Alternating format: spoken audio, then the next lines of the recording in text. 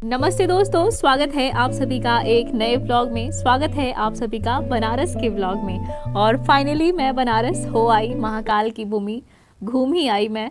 और बहुत दिनों से मेरी इच्छा थी कि मैं बनारस जाऊं, तो फाइनली ये पॉसिबल हुआ फरवरी के महीने में, फरवरी 2024 में। और मैं यहाँ ठंड के समय में गई थी और स्टेशन पे मैं उतरी।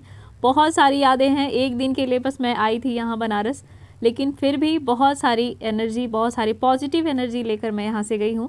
खैर, यहाँ पे स्टेशन पे उतरने के बाद मैंने ऑनलाइन ही एक सर्च किया था धर्मशाला, जो कि सरदार वल्लभ भाई पटेल धर्मशाला है।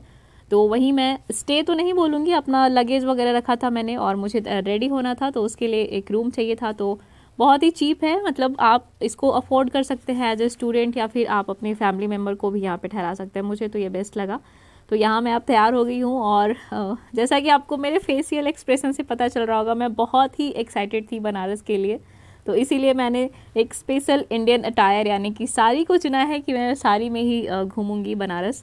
और बहुत सारे लोगों को लगता है, मतलब मोस्टली लड़कियों को ये लगता है कि साड़ी कैरी करना बहुत टफ है। मुझे नहीं लगता पर्सनली, मैं कैरी कर सकती हूँ, बहुत सारे ओकेज़न में इसे कैरी कर सकती हूँ। खैर, यहाँ पे ये रहा वो धर्मशाला, जो बाहर से कुछ ऐसा दिखता है, मैंने थोड़ा बहुत कैप्चर किया है। बाकी यहाँ पे अब मैं ऑटो के लिए वेट कर रही थी। और किसी भी धार्मिक स्थल पे जाए या किसी भी प्रसिद्ध स्थल पे जाएं, तो वहाँ पे अपना ऐसा ना हो कि आपको किसी ने कुछ भी रेट बोल दिया और आप उसी के अकॉर्डिंग चले गए। तो मैं ये सारी चीज़ें पहले से ही सर्च करके गई थी कि मुझे कहाँ पे कितने पे करने हैं। तो ऑलमोस्ट 50 रुपीज़ दे के मैं एक जगह वहाँ पे, जिसे लोग मैदागिन कहते हैं, जो कि मुझे लगता है कि मंदाग्नि का अपभ्रंश है शायद, तो उसी स्थान पे मैं गई। वहाँ से फिर जो मंदिर का कॉरिडोर है, काशी विश्वनाथ मंदिर का, बाबा काशी विश्वनाथ मंदिर का जो कॉरिडोर है, वहाँ के लिए रिक्शा लेना होता है। तो मैं पहले वहाँ गई और मैं बहुत ज़्यादा एक्साइटेड थी। सुबह सुबह का समय था, मतलब ट्रेन मेरी 6:30 बजे के आसपास पहुँची थी और मैं तैयार व्यार होकर इधर निकल गई थी। तो अब मैं उस जगह पे पहुँच गई हूँ। और बहुत सारी चीज़ें हैं, अगर आप घूमते नहीं हैं या फिर आपकी घूमने की इच्छा नहीं होती, फिर भी आप अपने जीवन का एक छोटा सा समय निकाल के धार्मिक स्थलों पे जाएं। और अगर आप यूपी बिहार से हैं, तब तो आपको बनारस जाना ही चाहिए। और मुझे लगता है कि ऑलमोस्ट सभी लोग जाते होंगे, बस मैं ही नहीं गई हूँ इसीलिए। मतलब और भी लोग नहीं जाते होंगे, कुछ लोग हैं ऐसे, लेकिन मुझे लगता है कि जाना चाहिए। अब तो लगता है ये मेरे बकेट लिस्ट में शामिल हो गया है कि साल में एक बार मुझे काशी हो ही आना है। खैर, यहाँ की ये पुरानी गलियाँ एक अलग ही, एक पिछले जो मानव सभ्यता जो चली आ रही है उसका प्रमाण है यहाँ की गलियाँ, जहाँ की आधुनिकता और अपनी परंपराओं का समावेश दिखता है। बहुत सारी चीज़ें आप यहाँ से देख सकते हैं। और फिलहाल ये सारी चीज़ें मैं कैप्चर करते हुए आगे जा रही थी। और वाराणसी का जो मुख्य मंदिर है, काशी विश्वनाथ मंदिर, वहाँ मैं गई। तो वहाँ 7 से 8 घंटे की लाइन थी और वहाँ पे 2 लाइनें थी। एक तो आम लोगों के लिए जिन्होंने टिकट नहीं खरीदा हुआ था, और एक जिन्होंने टिकट खरीदा हुआ था, यानी VIP एंट्री। तो वो चीज़ें तो मुझे हमेशा से ही ख़राब लगती हैं कि आप बाबा के दरबार में या किसी भगवान के दरबार में ये टिकट वाला सिस्टम ना ही करें तो बेहतर है। लेकिन 7 से 8 घंटे की भीड़ थी, तो मुझे लगा कि इस लाइन में लगने से अच्छा है जब मैं महाकाल की भूमि पे आई हूँ, तो मैं अपनी तरह से ही भगवान को याद कर लेती हूँ। अपनी प्रार्थना अपनी तरह से मैं उन्हें अर्पित कर देती हूँ, अपना भेंट उन्हें अपने तरह से अर्पित करती हूँ। तो मैं यहाँ पे पूजा की सामग्री लेके फिर यहाँ घाट की ओर निकल गई। और ये मणिकर्णिका घाट जाने का रास्ता है। और सामने आप लोग देख सकते हैं कि रास्ते में बहुत सारे प्राचीन मंदिर हैं। और आपको रास्ते से ये एहसास हो रहा होगा कि मणिकर्णिका का जो घाट है, उधर ये सारे जो सामान मिलते हैं, कहीं लकड़ियाँ, कहीं कुछ, ये सारी चीज़ें थी। और यहाँ जाने के बाद मुझे ये भी एहसास हुआ कि मृत्यु को एक उमंग के तौर पर कैसे देखा जा सकता है, वो इस सनातन धर्म में अच्छे तरीके से बताया गया है। वहाँ पे लोग शव यात्रा में भी, कुछ तो जिनके अपने थे वो शोकाकुल थे, लेकिन ये भी यहाँ पे एहसास हो गया कि इंसान एक स्टेज से दूसरे स्टेज में या फिर एक अवस्था से दूसरी अवस्था में मात्र जाता है। ये बहुत बड़ा दर्शन है जो कि एक आम इंसान नहीं समझ सकता, लेकिन महसूस ज़रूर कर सकता है। समझने के लिए बहुत तर्क वितर्क या फिर बहुत सारे ज्ञान की आवश्यकता हो सकती है, लेकिन महसूस करने के लिए किसी व्यक्ति को, किसी मनुष्य को उतनी ज्ञान की आवश्यकता नहीं होती। तो मैं भी वहाँ जाके इन चीज़ों को महसूस कर पाई कि मृत्यु एकमात्र सत्य है, जिसे कि इंसान मतलब अपने एक जीवन से एक अवस्था से दूसरी अवस्था में को प्राप्त करता है। तो ये सारी चीज़ें थी वहाँ पे। खैर, इन बातों से अलग मैं यहाँ पे घाट पे नीचे उतरी, गंगा मैया के दर्शन किए मैंने, और फिर उसके बाद भगवान शिव को अपनी प्रार्थना अर्पित की, उन्हें नमस्कार किया, और उसके बाद मैं काशी दर्शन के लिए निकल गई। और यहाँ पे एक बहुत ही प्रसिद्ध मंदिर है, जिसका नाम है रत्नेश्वर मंदिर। और इसकी एक विशेषता है कि ये 9 डिग्री के कोण पर झुका हुआ है और इसे लोग श्रापित मंदिर भी कहते हैं। और अधिकांश समय यह पानी में डूबा रहता है और यहाँ कोई भी पूजा पाठ नहीं होती है। तो इसके बारे में थोड़ी सी यही मान्यता है कि 19वीं शताब्दी में यह बनवाया गया था और यह श्रापित मंदिर है। खैर उसके बाद मैं यहाँ पे पूजा पाठ कर रही हूँ। यहाँ पे एक शिवलिंग स्थापित था तो मुझे लगा कि महाकाल को पहले मैं यही नमस्कार कर लेती हूँ।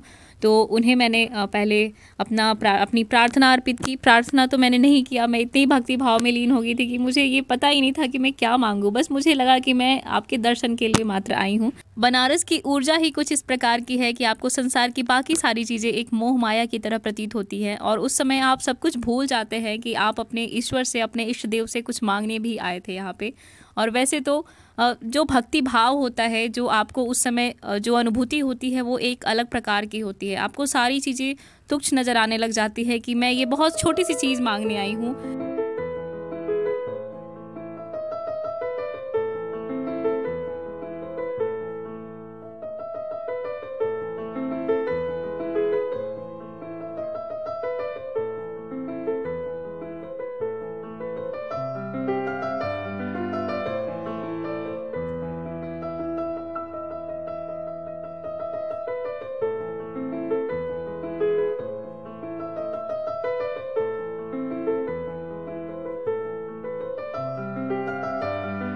बनारस शहर अपने आप में एक संस्थान है। आप यहाँ से बहुत सारी चीज़ें सीख सकते हैं। आप अकेले बैठ जाओ किसी घाट पे, वहाँ पे आपको ऐसा लगेगा कि आपको ज्ञान की प्राप्ति हो गई। जिस प्रकार से महात्मा बुद्ध को ज्ञान की प्राप्ति पीपल वृक्ष के नीचे हुई थी, उसी प्रकार मुझे बनारस में भी लगा कि मैंने बहुत कुछ सीख लिया है। मात्र एक दिन में, अपनी एक दिन की यात्रा में अपने जीवन के एक पक्ष को मैंने जान लिया है। तो मुझे एक चीज़ ये लगी कि हम लोग बहुत ज़्यादा ही, मतलब हमें प्रकृति ने बहुत सारे वरदान दिए हैं। नदियाँ, पहाड़, पेड़ पौधे, बहुत सारी चीज़ें हैं जो कि व्यक्ति के मानसिक तनाव को दूर कर सकते हैं। हमने अन्यथा ही बहुत सारी चीज़ों को अपने जीवन में शामिल कर लिया है, अपने जीवन को कठिन बना लिया है, बहुत ज़्यादा ही क्लिष्ट बना लिया है।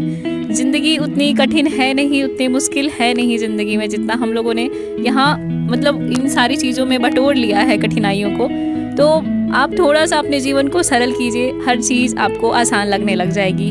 बनारस से सबसे महत्वपूर्ण चीज़ जो है वो मैंने यही सीखा है कि ज़िंदगी इतनी कठिन भी नहीं है जितना कठिन हम लोगों ने इसे बना दिया है।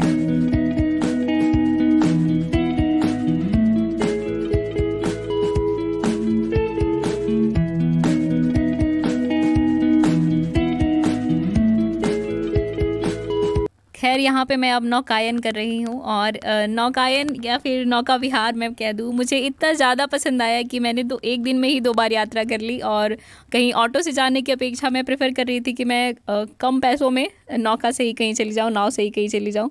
और यहाँ पे गंगा मैया के बीचों बीच जब आप नाव पे बैठ रहे होते हैं, ठंडी ठंडी हवाएं आपको छू रही होती हैं और प्रवासी पक्षी आपके चारों ओर कलरव करते हुए गुजर रहे होते हैं, तो एक अलग ही अनुभूति होती है, अलग ही दृश्य होता है जो आपके मन को रोमांचित करता है। तो इन सभी चीज़ों को अनुभव करते हुए, इन सभी चीज़ों का एक्सपीरियंस करते हुए मैं आगे बढ़ी और उसके बाद मुझे फाइनली भूख भी लग गई थी। तो इसीलिए मैं यहाँ पे खाई हूँ अमरूद और ये खीरे। और उसके बाद ये आसपास में शायद ये, मुझे घाट का नाम तो याद नहीं, लेकिन ललित घाट है जैसा कि मैं स्मरण कर पा रही हूँ अभी। इस घाट पे मैं लगभग 1 से 1.5 घंटे बैठी हूँ और बैठ के कुछ नहीं किया है मैंने, और जो भी मन में विचार थे वो सभी शून्य हो गए थे। मुझे कुछ भी सोचने की आवश्यकता नहीं थी, बस आप बैठ जाओ, आपको कुछ भी एक्स्ट्रा सोचने की, कुछ अतिरिक्त सोचने की आवश्यकता नहीं होगी। खैर उसके बाद 1-1.5 घंटे के बाद मैं आगे बढ़ी और ये भी एक बहुत ही प्रसिद्ध घाट है, घाटों का ही शहर है बनारस, महाकाल की भूमि। तो ये काशी विश्वनाथ वाले मंदिर का कॉरिडोर है, उसके बगल में ये प्राचीन सा मंदिर था। इसके ऊपर तो मैं नहीं जा पाई, लेकिन इसकी खूबसूरती आकर्षित कर रही थी, तो इसे भी मैंने अपने वीडियो में रिकॉर्ड। बनारस की धरती पे घूमते घूमते तो मुझे ये एहसास ही नहीं हो रहा था कि हाँ भूख जैसी भी कोई चीज़ होती है, लेकिन मुझे लगा कि बनारस की गलियों में भी घूमना चाहिए। जो अपनी प्राचीन परंपरा, जो प्राचीन विरासत है, जो प्राचीन मानव सभ्यता के जो छाप हैं, जो अभी भी विद्यमान है अपने उसी स्वरूप में, उसका भी दर्शन करना ही चाहिए। तो इसीलिए मैं यहाँ पे घाट के किनारे किनारे होते हुए मणिकर्णिका द्वार से फिर से निकल गई मैं बनारस की गलियों में। और वहाँ पे बहुत सारी खाने पीने की चीज़ें प्रसिद्ध हैं, जो जैसा कि आप लोगों ने इंटरनेट पे, रील्स पे, यूट्यूब पे देखा भी होगा। तो सारी चीज़ें तो मैं ट्राई नहीं कर पाई क्योंकि मुझे उतनी भूख ही नहीं थी। एक्साइटमेंट अपनी चरम सीमा पे थी, मेरा उत्साह अलग ही सीमा को प्राप्त कर रहा था, एक अलग ही सीमा पे जा चुका था। तो इसीलिए भूख की मुझे कुछ अनुभूति नहीं हो रही थी। लेकिन फिर भी एक ब्लू लस्सी कॉर्नर करके कोई एक दुकान है जो कि बहुत ही प्रसिद्ध है, वहाँ पे फ़ोटोज़ वगैरह लगे हैं बहुत सारे लोगों के। तो मैं वहाँ पे गई और लस्सी पी है मैंने वहाँ पे, और शायद उसका वीडियो मैंने रिकॉर्ड नहीं किया था। खैर अब मैं शाम होने से पहले, शाम क्या, मैं 3 से 4 बजे के आसपास यहाँ पे पहुँच गई हूँ। और ये नमो घाट का कॉरिडोर है, एक नया घाट बनाया गया है, शायद इसका वो फिर से इसको पुनरुद्धार करके शायद बनाया गया है, जैसा कि वहाँ लोग जानकारी दे रहे थे। तो इसी घाट पे मैं आई, बहुत सारे लोग यहाँ पे अपने शॉर्ट्स बना रहे थे और बहुत सारे लोग बैठे हुए थे और बहुत सारी यहाँ पे सुविधाएं थी, टॉय ट्रेन वगैरह भी थे। तो मैं सोची कि उस पर क्या ही बैठना, मैं सीधा नाव पे ही बैठ जाती हूँ। तो यहाँ से नमो घाट से फिर मैं मणिकर्णिका घाट के बाद जो घाट आता है जहाँ पे कि गंगा आरती होती है, दशाश्वमेध घाट तक की मैंने यात्रा की यहाँ पे नाव से ही, और बहुत ही अच्छा लगा मुझे। पहले मुझे पानी से डर लगता था, पानी के बीचों बीच जाने में मैं डरती थी। और मैं हरिद्वार भी गई हूँ तो वहाँ मैं डुबकी लगा ही नहीं पाई थी, 4 से 5 डुबकी बहुत ही प्रयास के बाद मैंने लगाए थे। अंदर जाते ही थोड़ा सा मुझे अजीब हो रहा था। और यहाँ स्नान तो नहीं किया मैंने गंगा मैया में, बट एक होता है कि नाव पे बैठना भी अपने आप में मेरे लिए चुनौती भरा रहता था काम पहले। लेकिन इस बार मैं बैठी, मैंने खूब एंजॉय किया, बहुत ही अच्छा लगा मुझे। और डर तो कहीं था ही नहीं मेरे आसपास कि मैं नाव में बैठूंगी या कुछ भी, पानी के बीचों बीच जाने से भी मुझे डर नहीं लग रहा था।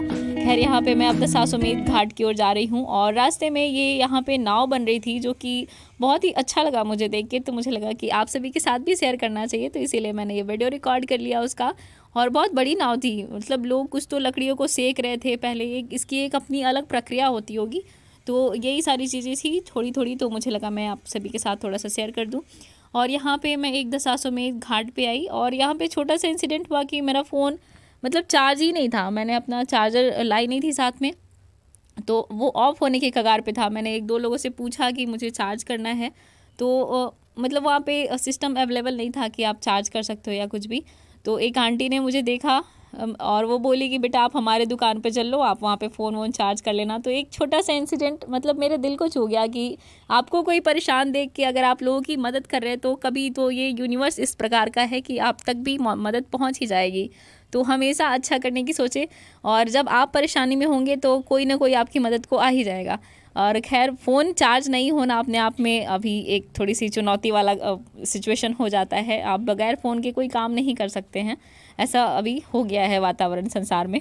तो मुझे तो बहुत बड़ी मदद लगी जब आंटी ने मुझे बोला कि बेटा आप हमारे दुकान पे फ़ोन चार्ज कर लो। खैर ऐसे ऐसे इंसिडेंट मेरे साथ होते रहते हैं क्योंकि मैं लोगों का भला चाहती हूँ, तो लोग भी मेरी हेल्प करने के लिए आ ही जाते हैं पॉजिटिव वे में।